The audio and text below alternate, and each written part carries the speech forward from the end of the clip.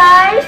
It's me, Denise Bernardo, and today I'm going to teach you the 4 easy steps on how to plant a potato.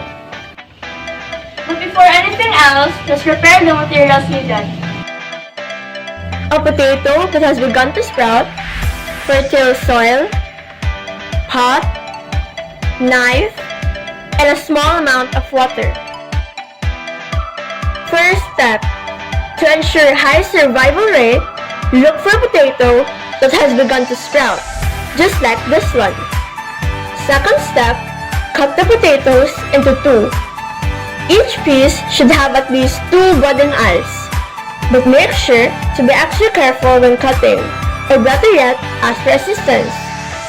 Third step, get a pot and fill it with fertile soil. Plant a piece of the potato. Each piece should have at least 2 budding eyes.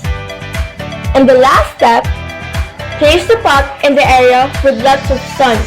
And remember to keep the soil moist but not wet. Hope you learned something from me today.